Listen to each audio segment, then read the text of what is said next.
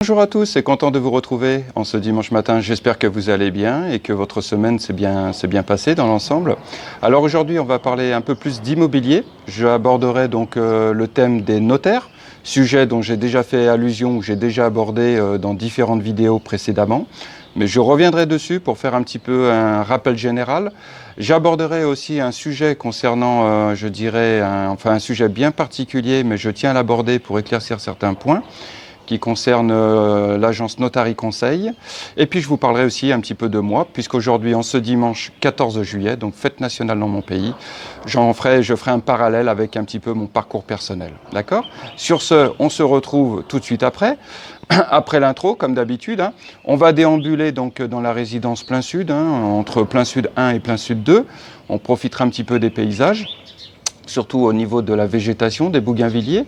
Et puis voilà, autrement ce que je voulais vous dire, donc voyez, alors je pense à André, un youtubeur qui a une chaîne spécialisée dans tout ce qui est horticulture, arboriculture, enfin ce genre de choses.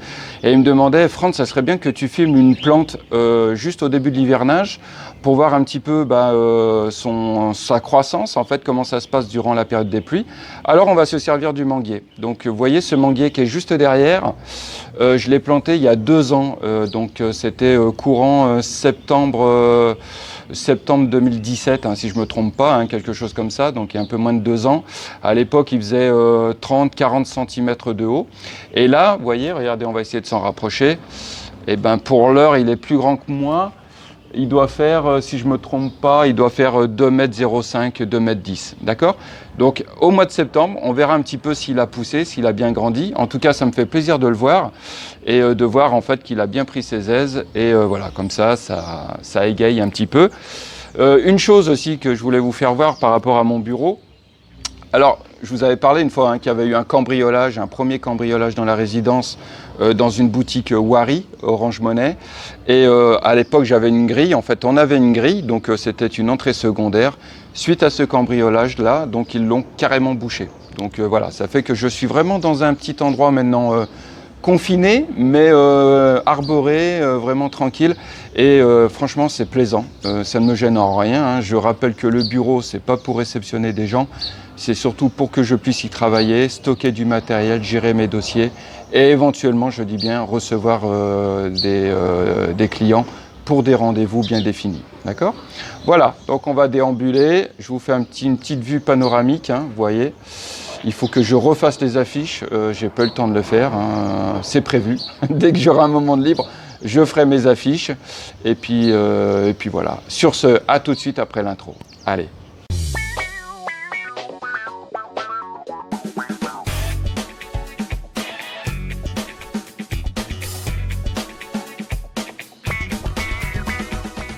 Voilà, donc me voilà donc pour la suite de la vidéo. Alors là, je suis du côté de la piscine de Plein Sud 2. Donc voilà, Plein Sud 2 et Plein Sud 1, ce sont 2 résidences accolées l'une à l'autre, mais chacune donc avec un syndicat spécifique et chacune avec ses règlements, voilà, sa manière de fonctionner. Donc 2 résidences distinctives, mais on peut passer de l'une à l'autre sans aucun problème.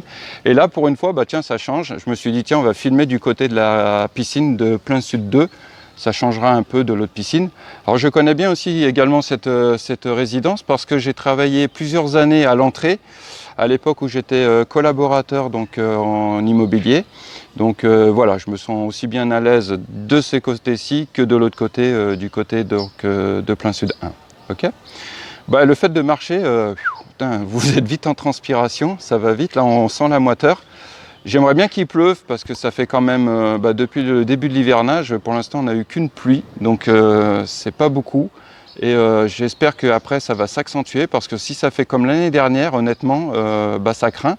Les nappes phréatiques sont au plus bas, donc il serait peut-être temps qu'elles se renouvellent et puis se rehausser un peu leur niveau. Donc je vous tiendrai au courant de toute façon, dès qu'il y aura des pluies, je vous le dirai dans les vidéos, comme ça vous permettra de voir un petit peu la cadence.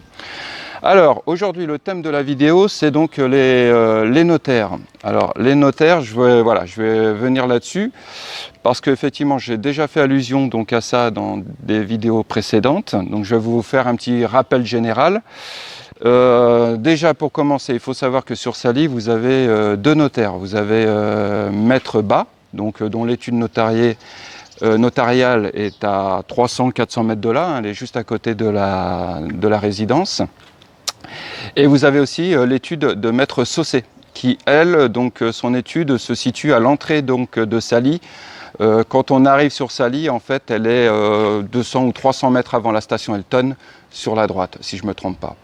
Dans tous les cas, je vous mettrai donc les coordonnées, hein, je vous mettrai les coordonnées, les numéros de téléphone des deux études, hein, donc c'est vraiment les deux notaires sur la station balnéaire. Et ensuite, je connais donc une troisième étude, un troisième notaire qui lui se trouve à Thiès. Donc il s'agit de Maître Sec. Également, je vous mettrai donc ces coordonnées et comme ça, je dirais que dans le cadre d'une transaction, je rappelle que c'est calqué un peu sur le modèle français, hein. Donc dans le cadre d'une transaction, la vente d'un terrain ou la vente d'une maison, vous contactez le notaire et celui-ci se charge donc de faire en sorte que la vente se fasse selon les lois et les textes en vigueur et que la vente soit conforme au texte, enfin conforme dans sa régularité. D'accord ? Voilà. Alors une chose, je rappelle que les frais de notaire sont de l'ordre de 10% de la valeur de la vente, d'accord ? Donc de la valeur du bien. Comptez grosso modo 10%. Il y a quelques années en arrière, c'était bien plus important que ça, puisque c'était de l'ordre de 17, si je ne me trompe pas, entre 17 et 18%. Donc le gouvernement, les différents gouvernements ont abaissé ce taux, et donc maintenant on se retrouve de l'ordre de 10%, ce qui est, je dirais, bien, et c'est dans le but de faciliter l'investissement ici au Sénégal. Voilà. Qu'est-ce que je pourrais vous dire d'autre concernant les notaires ? Tout simplement que oui, une précision quand même, une chose importante, il faut savoir que vous pouvez très bien vendre hors vue du notaire, que ce soit un terrain ou une maison. Souvent on me pose la question, on me dit mais Frantz, est-ce que je peux vendre moi directement ma maison à un particulier ? Oui, vous pouvez le faire, vous n'êtes pas obligé de passer par un notaire. J'ai connu des gens qui l'ont fait, hein, qui ont traité directement donc avec l'acquéreur et ensuite se sont chargés donc d'aller aux différents organismes administratifs pour faire la régularisation du dossier. D'accord ?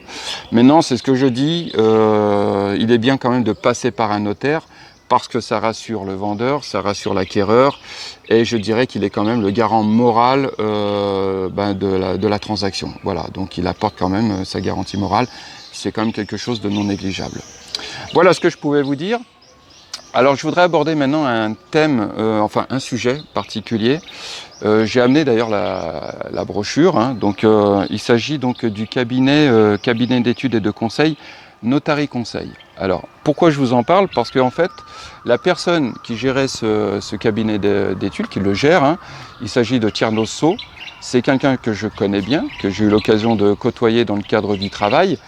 Et on m'appelle régulièrement en me disant « Frantz, je ne comprends pas, j'essaye de joindre Tierno So, les mails ne passent pas, le site internet ne fonctionne plus, moi je suis en cours de transaction avec lui, ou alors j'ai un dossier que j'ai déposé chez lui, qu'est-ce que je dois faire ?» Alors je profite un peu de la vidéo justement pour aborder ça et pour apporter quelques éléments de réponse. Déjà, il faut savoir que donc le Notary Conseil, en fait, ça existe depuis, je dirais, 4-5 ans, quelque chose comme ça, hein. Au départ, il s'était implanté donc, dans le centre de Sally, vers le Golfe, en collaboration avec une agence immobilière.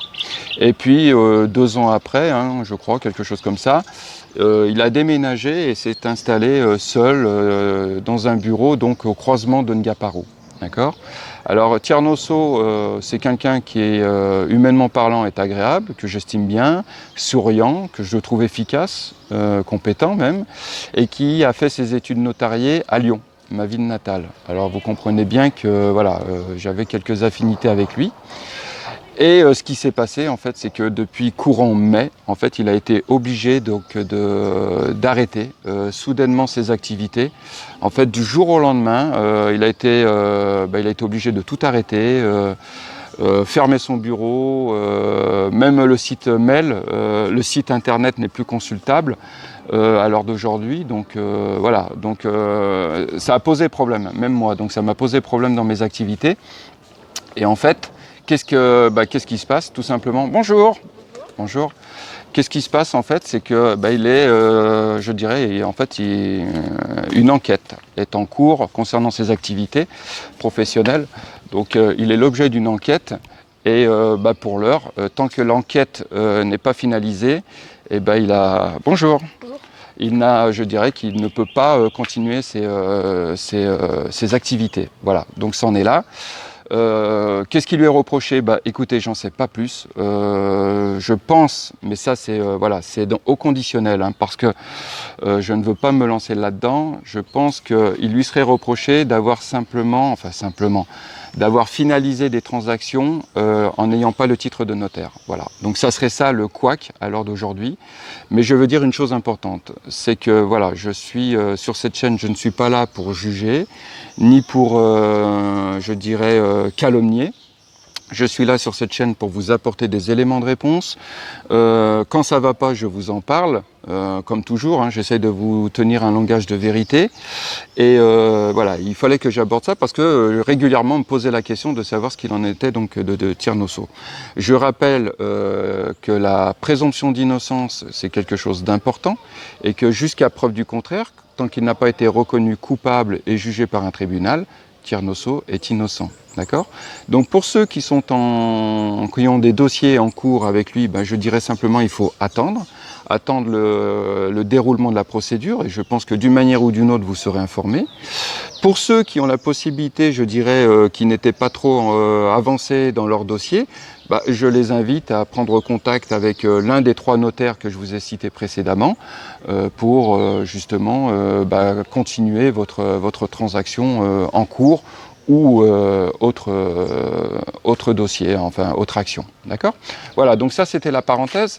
Ça me désole un peu sa situation parce que franchement c'est quelqu'un que j'estime et j'espère qu'il va rebondir, j'espère que sa situation va s'éclaircir pour lui.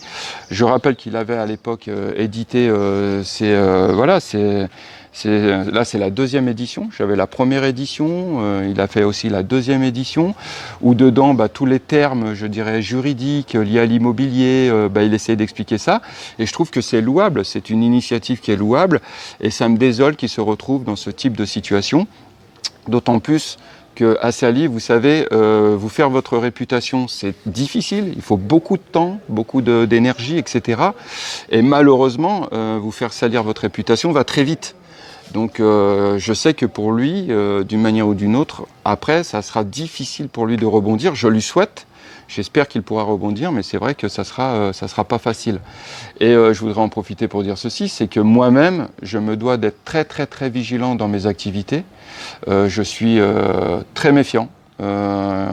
Avant de mettre le pied dans quoi que ce soit, j'analyse, je décortique et je préfère rater une transaction, je préfère rater, je dirais, de l'argent en quelque sorte, hein, plutôt que de prendre le risque de salir ma réputation, de me retrouver dans un guêpier, dans un bourbier juridique, etc. Donc voilà, je me dois d'être prudent parce que je sais que si un jour je me retrouvais dans une situation difficile ou que je fasse l'objet d'une enquête ou bien qu'on me bloque mes activités, etc., je sais qu'il y a beaucoup de gens qui prendraient plaisir à me salir, des gens que je ne connais même pas, que je n'ai jamais vus, mais eux prétendraient me connaître, prétendraient dire que tout ce que j'ai fait c'était que de l'escroquerie, enfin ce genre de choses. Donc il est très très facile ici d'être sali. Sali, voilà, on peut le dire. Voilà, écoutez, je pense avoir fait la parenthèse sur ça. Donc là, je vais retourner tranquillement vers le bureau. Hein, on va continuer parce que j'ai encore des mails, j'ai encore des dossiers à gérer, j'ai encore pas mal de choses à faire. Et dernière chose que je voulais vous parler aussi. Bonjour. Bonjour. En ce 14 juillet, donc oui, fête nationale aujourd'hui. Bonjour. Bonjour. Voilà, donc je voulais aussi ouvrir une petite parenthèse là-dessus. Alors, si je n'avais pas eu la vidéo YouTube à faire, si je n'avais pas les mails à traiter, alors là, à l'heure d'aujourd'hui, il est 10h20, je serais certainement en train de regarder le défilé du 14 juillet à la télé. J'aurais certainement squatté une télé d'un ami quelque part. Je n'ai pas de télé à la maison, hein. C'est un choix, en quelque sorte un choix philosophique, c'est-à-dire que voilà, j'estime que la lecture, la radio, Internet, c'est amplement suffisant. Et voilà. Mais si un jour, puisque j'envisage à moyen terme, si un jour je me remets en couple pour refonder un foyer, je pense que la télé sera impérative. Parce que je pense pas que voilà, une Sénégalaise accepterait de vivre dans une maison où il n'y a pas de télévision.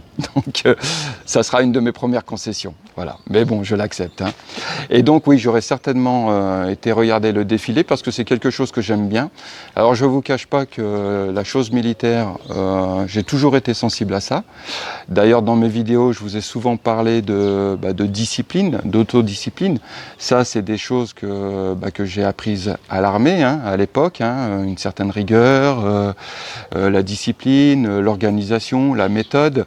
Et quand j'ai fait l'armée, donc à 18 ans, en fait, j'ai un parcours un petit peu atypique puisque à 17 ans et demi, en fait, ma mère m'a accompagné au poste de recrutement de la Légion étrangère. J'étais mineur et pour pouvoir m'engager dans la Légion étrangère, il fallait que je sois accompagné d'un de mes parents. Chose faite, ma mère, donc en janvier 89, donc j'avais 17 ans et demi, m'a accompagné au poste de recrutement à Lyon. Et je suis parti dans la Légion étrangère. Alors je n'y suis pas resté longtemps, hein. J'y suis resté un mois et demi, quelque chose comme ça. Mais je n'y suis pas resté longtemps. Pourquoi? Parce qu'il faut savoir que les Français qui s'engagent dans la Légion étrangère, d'autant plus quand ils sont mineurs, on leur change leur identité, on leur change leur nationalité. Et moi, ça, c'est quelque chose que j'avais du mal à accepter. Honnêtement, ce changement de nom, voilà, ça me posait problème, donc j'ai préféré quitter. Ensuite, je suis passé par l'armée régulière, hein, c'est ce qu'on appelait, à la Légion on disait l'armée régulière en parlant des autres corps d'armée. Je suis passé par l'armée régulière, donc par le 21e RIMA, j'ai fait, ensuite par un régiment de chars, les Dragons, et j'en suis sorti sous-officier. Donc à 18 ans, je suis sorti sous-officier, donc je sais ce que c'est que d'avoir la responsabilité d'homme, d'avoir la responsabilité d'armes, d'armes de guerre, de munitions. Je m'en souviens, à 18 ans, j'avais le pistolet automatique à la ceinture avec 9 balles de 9 mm. Donc voilà, c'est quand même une responsabilité. Et tout ça m'a appris des choses, des valeurs. Et je dois dire que je suis toujours resté sensible à ça. Voilà. D'ailleurs, j'en parle souvent avec Tidiane, c'est ce que je lui dis. Je pense qu'il serait peut-être bien que s'il a la possibilité de faire un parcours, enfin une période militaire, je l'encouragerais à la faire. Voilà, tout simplement. Je ne dis pas que tous les hommes doivent la faire, hein. Ça c'est une question après d'affinité, de conception personnelle. Mais personnellement, moi j'arrive à faire le distinguo entre un homme qui a fait l'armée et un qui ne l'a pas faite. Il y a un petit quelque chose, voilà. Celui qui a fait l'armée, il y a un petit quelque chose en plus que l'autre n'a pas. Voilà, j'arrive pas à le définir, mais c'est comme ça. Donc voilà, donc je peux pas, voilà, voilà ce que je pouvais dire donc sur cette parenthèse militaire. Et moi, personnellement, c'est ce que j'ai dit à Tidiane, s'il peut faire l'équivalent d'un service militaire, eh ben écoute, c'est ce que je lui ai dit, j'ai dit, personnellement, ça serait une bonne chose. Voilà, ça t'apportera forcément que du bon. Voilà. Il y aura peut-être des moments de galère, mais dans l'ensemble, tu en retiendras des bons souvenirs. Attention, qu'on soit bien d'accord, je ne suis pas un va-t-en-guerre, je ne suis pas loin de là, pas du tout. Mais pour cette rigueur militaire, pour cette discipline, le fait d'apprendre à vivre en collectivité, de côtoyer d'autres jeunes de son âge, voilà, j'estime que c'est quelque chose qui peut que lui apporter du bon. Et dernière chose que je voudrais aussi parler, un peu sur moi dans cette vidéo, c'est que je vous encourage à faire de temps en temps régulièrement une rétrospective sur votre existence. C'est-à-dire quel que soit l'âge que vous avez, essayez un petit peu de voir de faire une rétrospective sur les moments qui ont été importants dans votre existence. Alors je ne sais pas, ça peut être la naissance d'un enfant, un mariage, un décès, voilà ce genre de choses. Essayez de voir un petit peu quelles ont été les étapes importantes jusqu'à présent dans votre existence et essayez un peu de les résumer, de voir comment, à un mot, qu'est-ce que ces expériences vous ont apporté. Vous voyez, par exemple, je vais vous citer mon exemple. L'armée à 18 ans, pour moi, si je devais le définir par un seul mot, je dirais que l'armée m'a dégrossi. Voilà, c'est-à-dire que je suis passé du stade de l'adolescent, voilà, pré-adulte, je suis sorti de l'armée avec une certaine maturité. Voilà, ça m'avait dégrossi, ça m'avait appris des choses que j'ignorais, ou des responsabilités. Voilà, moi qui n'étais pas trop adepte de responsabilités avant l'armée, quand je me suis retrouvé avec des armes de guerre à gérer, des bonhommes, des balles, etc., ça responsabilise. Donc ça m'avait dégrossi. Ensuite, j'ai eu mon parcours en Nouvelle-Calédonie, 2 ans. Pareil, comme je le rappelle, je suis parti là-bas sans contrat de travail, sans connaître pas grand monde. Je crois que j'avais simplement une adresse. Et voilà, donc j'ai dû me débrouiller.